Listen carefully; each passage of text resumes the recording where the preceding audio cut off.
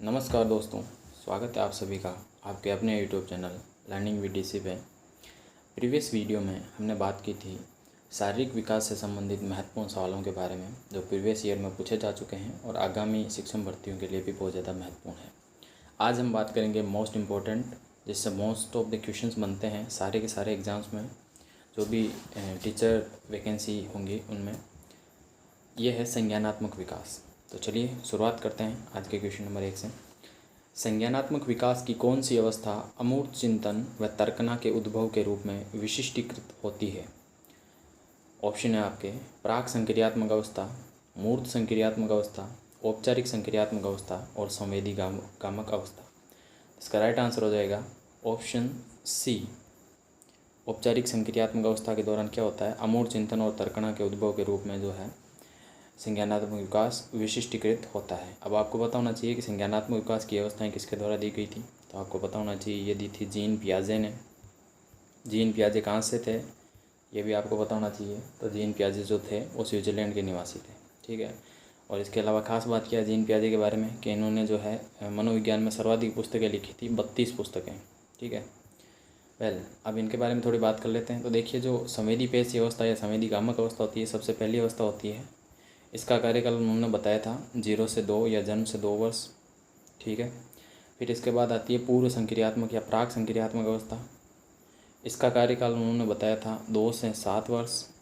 उसके बाद आती है आपके स्थूल या मूर्त क्रियात्मक या ठोस संक्रियात्मक अवस्था, ठीक है। तो इसका जो कार्यकाल है वो बताया था इन्होंने 7 से 12 वर्ष।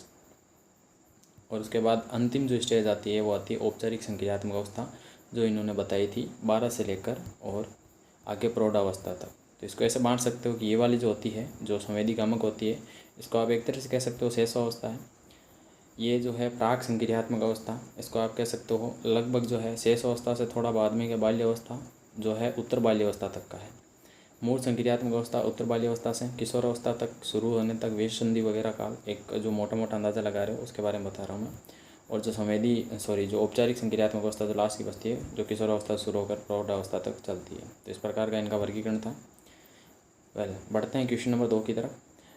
कौन सी संज्ञानात्मक उपलब्धि किशोरावस्था से संबंधित है? ऑप्शन है प्रस्तावित मंतव्य की तार्किक आवश्यकता को समझना, निर्णय करने की व्यूह रचना में सुधार, मूर्त सूचनाओं के बारे में ज़्यादा व्यवस्थित व तार्किक दृष्टि से विचार करना, और उपरोक्त सभी। राइट आंसर हो जाएगा ऑप्शन डी, उपरोक्त सभी। जब बालक में संज्ञानात्मक उपलब्धि की बात करते हैं तो ये सारी चीज़ें जो है किशोरावस्था के दौरान वो कैलकुलेट कर सकता है। क्वेश्चन नंबर 3 देखिएगा। पियाजे के अनुसार 7 से 12 वर्ष की अवस्था है, यह भी हमने देखा था। 7 से 12 वर्ष की जो अवस्था है वो कौन सी हो जाएगी?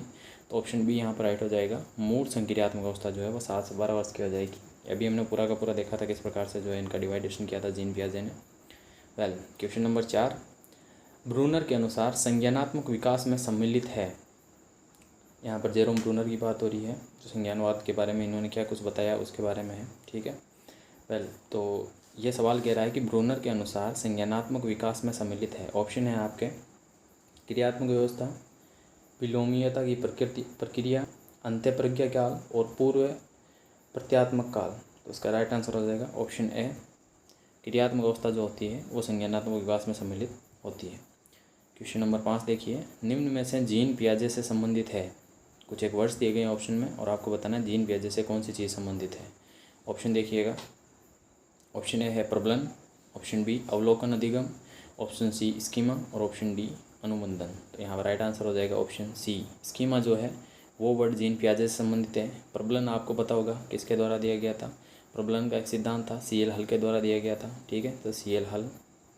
अवलोकन अधिगम, या इसको कह सकते हो आप सामाजिक अधिगम भी कह सकते हो इसको, ठीक है, बांडुरा द्वारा दिया गया था। और अनुबंधन आपको पता ही है कौन है, पावलो। क्लासिक अनुबंधन की बात करते हैं तो, और जब आधुनिक या नैमित्तिक अनुबंधन की बात करते हैं तो स्किनर हो जाएगा, ठीक है। क्वेश्चन नंबर 6 देखिएगा। जीन पियाजे ने विकास की, या यूँ कहूँ कि संज्ञानात्मक विकास की कितनी अवस्थाएँ बताई है? ऑप्शन है आपके 4, 3, 2 और 5। तो राइट आंसर हो जाएगा ऑप्शन ए। 4 अवस्थाएं बताई है इन्होंने। कौन कौन सी अवस्थाएं बताई है? सबसे पहली संवेदी गामक अवस्था, उसके बाद कौन सी बताई है? उसके बाद बताई है इन्होंने प्राक संक्रियात्मक अवस्था, उसके बाद बताइए मूढ़ संक्रियात्मक अवस्था, और उसके बाद बताइए औपचारिक संक्रियात्मक अवस्था। ठीक है, बढ़ते हैं नेक्स्ट स्लाइड की ओर। क्वेश्चन नंबर 7 देखिएगा, इंपॉर्टेंट सवाल है। संज्ञानात्मक क्षेत्र का सही क्रम है। ऑप्शन है आपके मूल्यांकन, अनुप्रयोग, विश्लेषण, संश्लेषण, अवबोध और ज्ञान। ऑप्शन बी है मूल्यांकन, संश्लेषण, विश्लेषण, अनुप्रयोग, अवबोध और ज्ञान। ऑप्शन सी है ज्ञान, अनुप्रयोग, अवबोध, विश्लेषण, संश्लेषण और मूल्यांकन। और ऑप्शन डी है ज्ञान, अवबोध, अनुप्रयोग, विश्लेषण, संश्लेषण और मूल्यांकन। तो देखिए यहाँ पर अगर आपको थोड़ा सा ही पता हो, एक टेक्निक आती है ऑप्शन एलिमिनेशन की। ठीक है, तो बाकी कुछ पता ना हो, आपको इतना तो पता होना चाहिए कि सबसे पहले मूल्यांकन कभी भी नहीं किया जा सकता है। ठीक है, तो यहाँ पर पहला और दूसरा तो डायरेक्टली कट हो जाता है, यहाँ पर मूल्यांकन दिया गया है। फिर आपके पास ऑप्शन बचते हैं 2 ज्ञान से स्टार्ट होने वाले। तो देखिए इसका जो सही क्रम होता है, सबसे पहले इसका राइट आंसर हो जाएगा ऑप्शन डी। सबसे पहले ज्ञान, उसके बाद आपको उसका अवबोध करना होता है। फिर आप उस अवबोध के द्वारा आप क्या करोगे, उस ज्ञान का अनुप्रयोग करोगे। अनुप्रयोग के द्वारा आप सबसे पहले चीज़ों का विश्लेषण करोगे। फिर उन विश्लेषण के बाद चीज़ों का नया संश्लेषण करोगे। और जब सारी क्रियाएँ कंप्लीट हो जाती है तब जाकर सबसे लास्ट में क्या किया जाता है, मूल्यांकन किया जाता है। ठीक है, क्वेश्चन नंबर 8 देखिएगा। पियाजे की संवेगात्मक गामक अवस्था या संवेदी पेशी अवस्था की किस उप अवस्था में बच्चे आनंददायी कार्यों को दोहराते हैं जो पहली बार संयोग से हुए थे, या मतलब ऐसे ही अपने आप ही हो गए और फिर उस चीज़ को करने में मज़ा आता है बालकों को। आपको बताना ही है। ऑप्शन है आपके प्राथमिक वर्तीय अनुक्रियाएँ, गौण वर्तीय अनुक्रियाएँ, सहज क्रियाओं का प्रयोग और मानसिक सम्मिश्रण। इसका राइट आंसर हो जाएगा ऑप्शन ए, प्राथमिक वर्तीय अनुक्रियाएँ जो होती है उस अवस्था के दौरान बालक जो होते हैं, जो संयोग से कार्य हो जाते हैं, उनको दोहराने में आनंद प्राप्त करते हैं। इंपॉर्टेंट सवाल था ये भी। क्वेश्चन नंबर 9 मोस्ट इंपॉर्टेंट है, ये प्रीवियस ईयर में पूछा जा चुका है, ये आपके प्रीवियस ईयर की रीड में भी आपके ये आ चुका है। ये पीछे की जो रीड थी 2018 की रीड में आया था ये, तो ध्यान दीजिएगा। तर्क, जिज्ञासा व निरीक्षण शक्ति का विकास होता है। ऑप्शन है आपके 6 वर्ष में, 8 वर्ष में, 11 वर्ष में और 15 वर्ष में। तो इसका राइट आंसर हो जाएगा ऑप्शन सी, 11 वर्ष का बालक जो होता है उसमें तर्क, जिज्ञासा और निरीक्षण शक्ति का विकास हो जाता है। क्वेश्चन नंबर 10 देखिएगा। बच्चे के संज्ञानात्मक विकास को सबसे अच्छे तरीके से परिभाषित कर सकते हैं कहाँ पर। ऑप्शन है आपके खेल मैदान में, घर में, ऑडिटोरियम में और विद्यालय व कक्षा कक्ष में। तो इसका राइट आंसर हो जाएगा ऑप्शन डी, विद्यालय और कक्षा कक्ष के दौरान आप बच्चे का संज्ञानात्मक विकास परख सकते हो। ठीक है, अगर यहाँ पर संज्ञानात्मक की जगह सामाजिक वर्ड आ जाता कि आपको सामाजिक विकास परखना है, उस दौरान आपका आंसर क्या हो जाता, खेल का मैदान हो जाता। चलिए क्वेश्चन नंबर 11 देखिएगा। किस सिद्धांत ने संज्ञानात्मक विकास को सामाजिक मध्यस्थता युक्त प्रक्रिया के रूप में देखा है। ऑप्शन है आपके सामाजिक सांस्कृतिक सिद्धांत, सामाजिक अधिगम सिद्धांत, मनोलैंगिक सिद्धांत और चिन्ह अधिगम सिद्धांत। तो इसका राइट आंसर हो जाएगा ऑप्शन ए, सामाजिक सांस्कृतिक सिद्धांत जो है, इस सिद्धांत के अनुसार संज्ञानात्मक विकास जो होता है वो सामाजिक और संज्ञानात्मक विकास के बीच में एक मध्यस्थता की प्रक्रिया पाई जाती है, यानी ये दोनों जो होते हैं एक दूसरे से कहीं ना कहीं संबंध होते हैं। ये चीज़ कौन बताता है, सामाजिक सांस्कृतिक विकास बताता है। चलिए बाकी जो ऑप्शन है, सामाजिक अधिगम का सिद्धांत आपको पता है बांडुरा द्वारा दिया गया था, चिन्ह अधिगम टोलमैन द्वारा दिया गया है, मनोलैंगिक सिद्धांत सिगमंड फ्राइड का दिया गया है। अभी आपको ये बताना है कि सामाजिक सांस्कृतिक सिद्धांत जो है वो किसके द्वारा दिया गया था। ठीक है, कमेंट बॉक्स में कमेंट करके ज़रूर बताएं अगर आपको पता है तो, वरना हम बात करेंगे नेक्स्ट वीडियो में, इसका आंसर मैं राइट दूंगा। ठीक है, ये आपके लिए सवाल है। वेल बढ़ते हैं क्वेश्चन नंबर 12 की तरफ। किशोर अवस्था में संज्ञानात्मक विकास की विशेषता है। ऑप्शन है दोहराने की प्रवृत्ति, अनुकरण से सीखना, बुद्धि का अधिकतम विकास और मूल प्रवृत्त्यात्मक व्यवहार। इसका राइट आंसर हो जाएगा ऑप्शन सी, किशोर अवस्था में संज्ञानात्मक विकास का मतलब होता है कि बुद्धि का जो है अधिकतम विकास हो जाना, या उसका जो संज्ञान है वो अपने मैक्सिमम लेवल पर पहुंच जाना। नेक्स्ट स्लाइड की ओर बढ़ते हैं। क्वेश्चन नंबर 13 देखिएगा। पियाजे के अनुसार बौद्धिक विकास का निर्धारक तत्व नहीं है। यह आर्टेट में पूछा गया सवाल है, तो पहले चलती थी 11-12 में 2 साल हुई थी आर्टेट। तो आपको बताना है कि पियाजे के अनुसार बौद्धिक विकास का निर्धारक तत्व नहीं है। ऑप्शन है सामाजिक संचरण, अनुभव, संतुलीकरण और इनमें से कोई नहीं।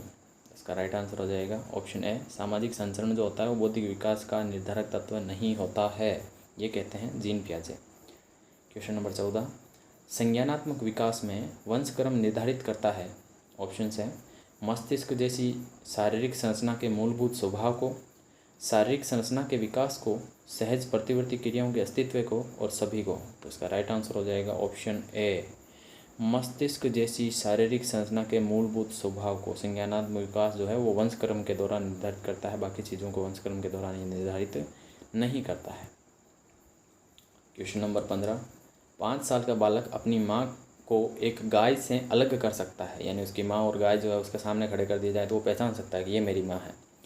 ये संज्ञानात्मक प्रक्रियाओं में किसके कारण होता है? तो आपको बताना है किस प्रक्रिया के कारण ये चीज़ घटित होती है। ऑप्शन है आपके अवधारणा, अवधान, संवेदना और अवबोध। तो इसका राइट आंसर हो जाएगा ऑप्शन ए।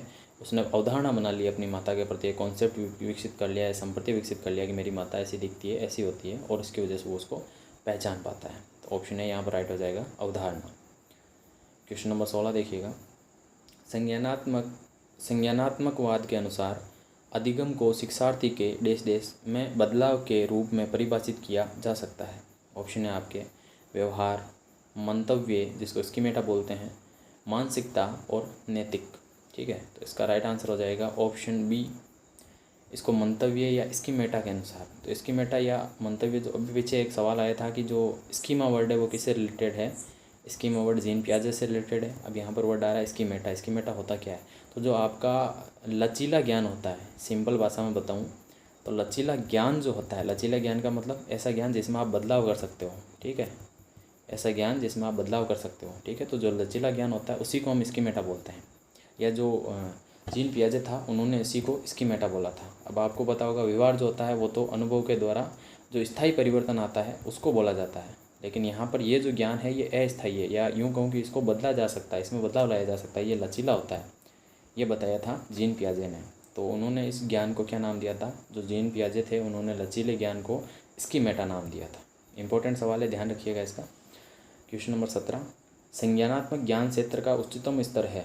ऑप्शन है अनुप्रयोग, एरिक्सन, मूल्यांकन और संश्लेषण।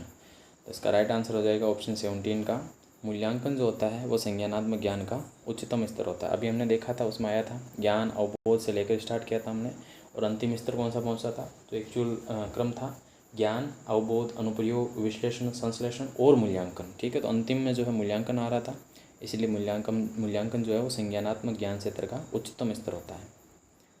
क्वेश्चन नंबर 18, किस संवेदना को विकसित होने में सर्वाधिक समय लगता है? इंपॉर्टेंट सवाल है, पूछा भी गया है, ये रीट 16 में पूछा गया था। ऑप्शन है आपके सूंघना, श्रव्यता, स्वाद और दृष्टि। तो ऑप्शन जो क्वेश्चन नंबर 18 है उसका राइट आंसर हो जाएगा ऑप्शन डी। जो आपकी दृष्टि होती है या बालक की जो दृष्टि होती है वो सबसे ज़्यादा लेट विकसित होती है। इंपॉर्टेंट सवाल है, ध्यान रखिएगा। क्वेश्चन नंबर 19 से कोटेशन है, आपको बताना है किसका है। बच्चे सक्रिय रूप से दुनिया के बारे में अपनी समझ बनाते हैं, ये कथन किसका है? ऑप्शन है स्किनर, रोजर्स, बांडुरा और पियाजे। तो राइट आंसर हो जाएगा ऑप्शन डी। ये कथन किसका है? जीन पियाजे का है। जीन पियाजे ने कहा था कि बच्चे जो होते हैं वो सक्रिय रूप से दुनिया के बारे में अपनी समझ विकसित करते हैं या अपना संप्रति विकसित करते हैं। आज का लास्ट सवाल देखिएगा, संज्ञानात्मक विकास का निर्धारक है। RPSC लेक्चर 2020 का सवाल। ऑप्शन है परिवार, विद्यालय, आयु, लिंग और आनुवंशिकता। तो क्वेश्चन नंबर 20 का राइट आंसर हो जाएगा ऑप्शन डी। जो आनुवंशिकता होता है वो आपके संज्ञानात्मक विकास का निर्धारक माना गया है। RPSC ने इसका यही आंसर माना है, आनुवंशिकता। तो ये थे संज्ञानात्मक विकास से संबंधित महत्वपूर्ण सवाल जो प्रीवियस ईयर्स में पूछे जा चुके हैं और आगामी शिक्षक भर्तियों के लिए बहुत ज़्यादा महत्वपूर्ण है। तो अगर आपको कंटेंट और वीडियो पसंद आया है तो चैनल को सब्सक्राइब कीजिएगा और शेयर कीजिएगा ताकि अन्य ज़रूरतमंद लोग इस चीज़ का फ़ायदा उठा सकें। मिलते हैं नेक्स्ट वीडियो में, तब तक के लिए धन्यवाद। जय हिंद।